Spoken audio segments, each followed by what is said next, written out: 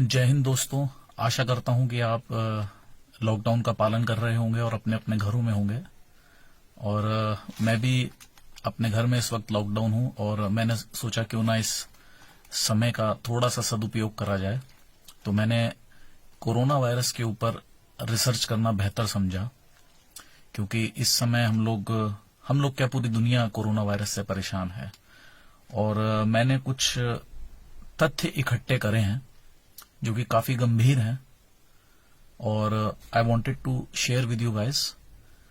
और इन तथ्यों के आधार पर मैं इस नतीजे पर फिलहाल पहुंचा हूं कि कोरोना सिर्फ एक आम वायरस नहीं है, ये एक बायोलॉजिकल वेपन है जिसे चाइना ने अपनी लैब में तैयार करा है। मुझे ऐसा क्यों लगता है, इसके लिए मैंने 8-10 पॉइंट्स बनाए हैं जो मैं आपको बताने जा रहा हूं।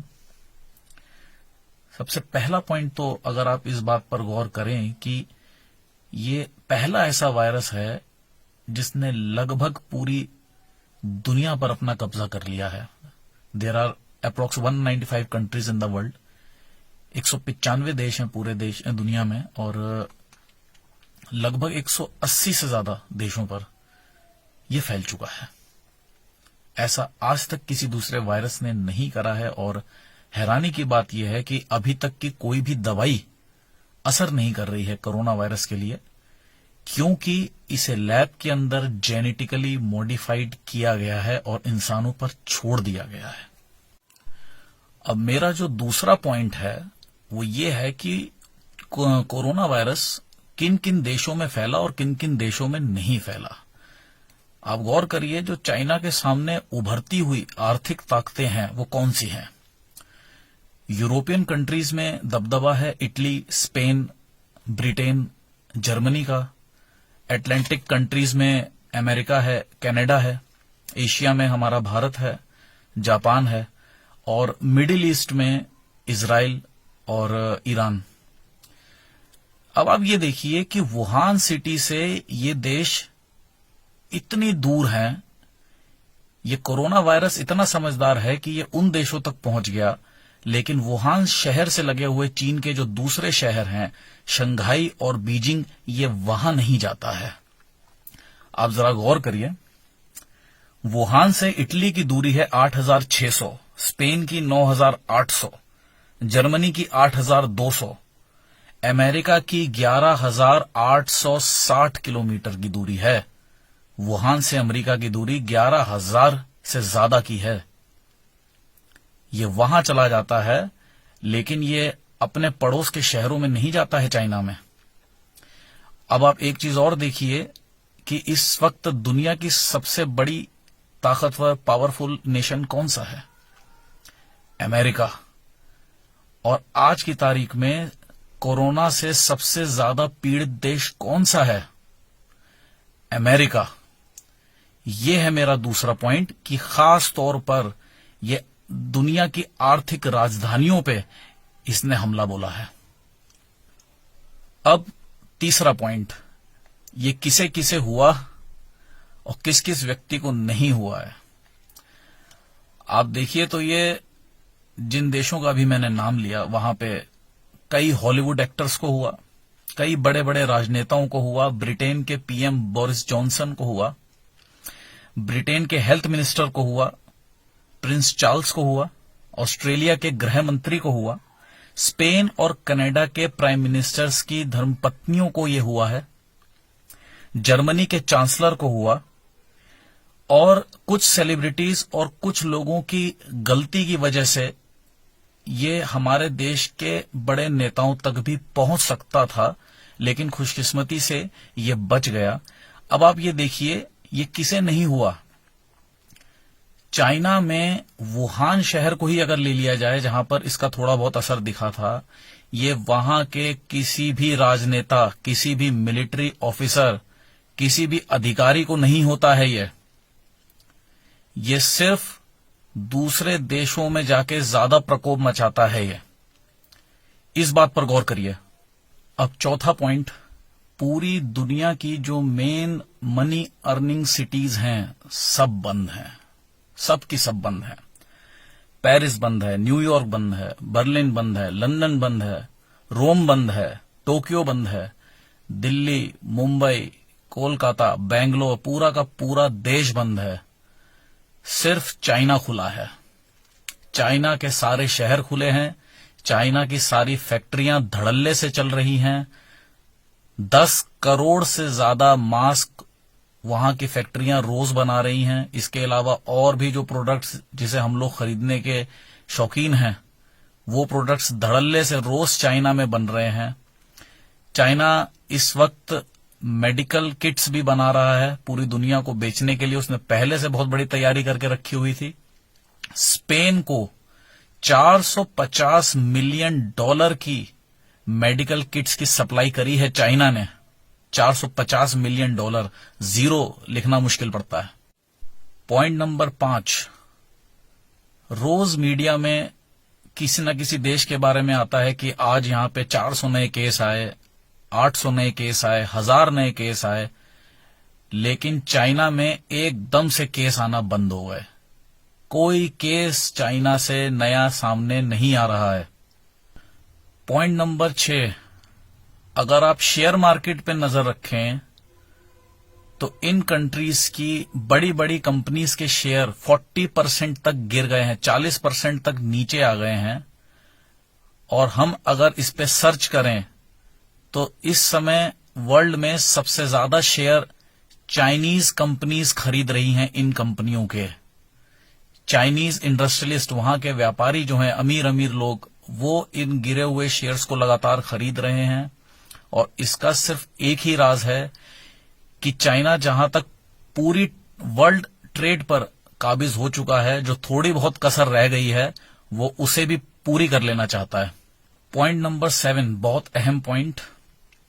सीबीसी की एक रिपोर्ट आई थी। सीबीसी मतलब कैनेडियन ब्रॉडकास्टिंग कॉरपोरेशन की एक रिपोर्ट आई थी जुलाई 2019 में कि उन्होंने 3 चाइनीज साइंटिस्ट को कनाडा में बनी हुई अपनी सबसे हाई सिक्योरिटी लैब से, जिसे लेवल 4 लैब कहते हैं, उस लैब से 3 चाइनीज साइंटिस्ट को उन्होंने निष्कासित कर दिया था और उनको वापस चाइना के लिए डिपोर्ट कर दिया था।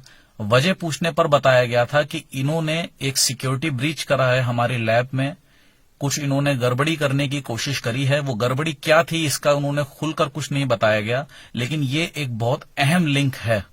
चाइनीज साइंटिस्ट को लेकर ये रिपोर्ट जुलाई 2019 में आई थी और इसके कुछ ही महीनों बाद दिसंबर 2019 में कोरोना वायरस फैलना शुरू होता है।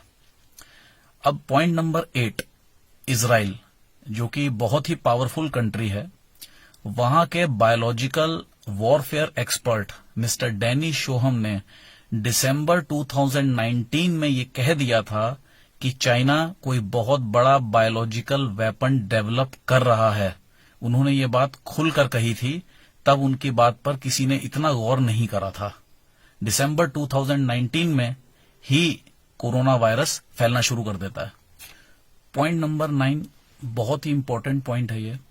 चाइनीज गवर्नमेंट ने इस वायरस को फैलने की प्रैक्टिकलिटी को चेक करने के लिए कि ये किस रफ्तार के साथ फैल सकता है, इसने वुहान में ही एक छोटा सा एक्सपेरिमेंट करा लोगों के ऊपर।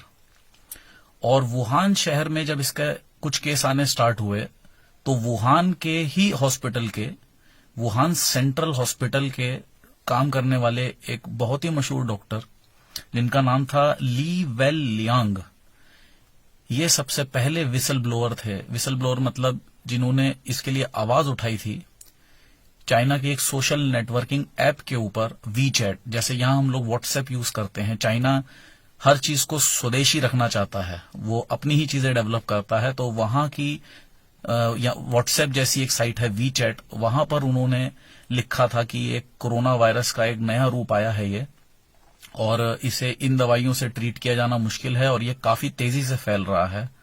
और ठीक अगले ही दिन वहां की साइबर सेल पुलिस ने उनको नोटिस भेज दिया था कि आप ये सारे मैसेज डिलीट करिए और आप लोगों से कहिए कि मैं सिर्फ झूठ में ये अफवाह फैला रहा था, ऐसा कुछ भी नहीं है। और उसके ठीक 2 महीने बाद फरवरी 2020 में इनकी मृत्यु हो जाती है।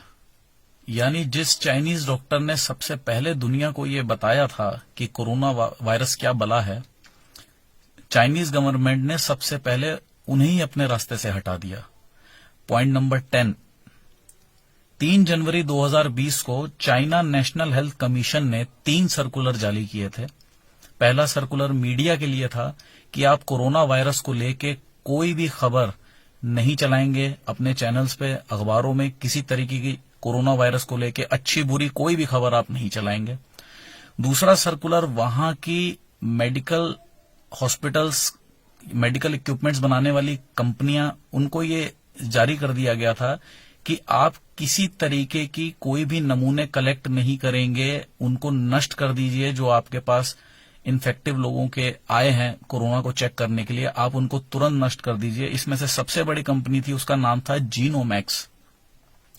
और तीसरा काम उन्होंने करा था कि उन्होंने विदेशी मीडिया को बैन कर दिया था चाइना के अंदर, कि कोई भी विदेशी मीडिया चाइना में नहीं आएगा।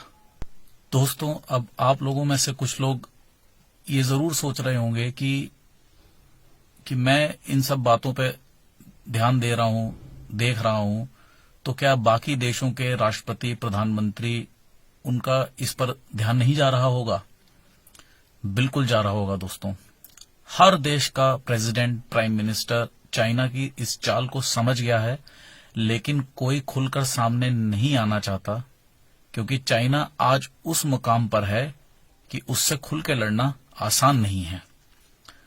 अकेले यूएस प्रेसिडेंट डोनाल्ड ट्रंप ने अभी कुछ दिनों पहले मीडिया से ये कहा था कि don't call it corona virus, it's name is Chinese virus. ये एक चाइनीज वायरस है। उन्होंने खुल के इस बात को मीडिया के सामने कहा था। और मैं एक जाते जाते बहुत जरूरी बात कहूंगा आप लोगों से कि मैं इस समस्या को ही सिर्फ आपके सामने लेकर नहीं आया हूं, मैं इसका एक छोटा सा समाधान भी लाया हूं। हम एक काम जरूर कर सकते हैं, हम चाइना को कूटनीति से हरा सकते हैं। आप चाइनीज प्रोडक्ट्स का बॉयकॉट कीजिए, खुल के बॉयकॉट कीजिए और स्वदेशी अपनाइए। लेकिन हम लोग चाइना का बॉयकॉट हर साल गलत तरीके से करते हैं। हम कहते हैं कि हम दिवाली पर चाइना की बनाई हुई झालर नहीं खरीदेंगे, और हम ये कहना शुरू करते हैं दिवाली के 1 हफ्ता पहले से, जबकि तब तक पूरे हिंदुस्तान में ये माल चाइना का बनाया हुआ बट चुका होता है। आपकी दुकान पे आने से पहले ये दिल्ली लाजपत राय मार्केट आ चुका होता है। दिल्ली लाजपत राय मार्केट आने ये आता है मुंबई पोर्ट से, और मुंबई पोर्ट में आता है चाइना से बनकर। दिवाली मान लीजिए अक्टूबर में है, तो उसके 3-4 महीने पहले से ही ये लोग ये झालरें बनाना शुरू कर देते हैं। हमें अगर बॉयकॉट करना होगा तो अभी से बॉयकॉट शुरू करना पड़ेगा, तब जाकर इसका असर दिखाई पड़ेगा मित्रों। और सिर्फ चाइनीज झालरें ही नहीं, इसके अलावा भी हमें चाइना की बनाई हुई तमाम चीजों को छोड़ना सीखना होगा, क्योंकि आप कुछ ही दिनों में देखेंगे कि चाइना एक बहुत बड़े ब्लैकमेलर के रूप में सामने आएगा। वो अपनी पावर को दिखाकर लोगों को ब्लैकमेल करके, देशों को ब्लैकमेल करके अपना फायदा करेगा, और हमें उसकी रीढ़ की हड्डी पे वार करना की जरूरत है। एक बायोलॉजिकल वॉर शुरू हो चुकी है और हमें ये दिखाई भी नहीं पड़ रही है। हमारे प्रधानमंत्री माननीय मोदी जी कोई ना कोई रास्ता इसका जरूर निकालेंगे। तब तक हम क्या कर सकते हैं, हम अपने प्रधानमंत्री के बताए हुए रास्तों पर चलेंगे। उन्होंने हमसे कहा है कि हम घरों में रहें, इस वायरस से सुरक्षित रहें, तो हम घरों पर रहेंगे। आप लोगों को भी अपने घरों पर रहना चाहिए। हमारे प्रधानमंत्री द्वारा दिए गए सारे निर्देशों का अक्षरशः पालन हमें करना चाहिए, क्योंकि इसके अलावा अब हमारे पास कोई रास्ता नहीं बचा है मित्रों। जय हिंद।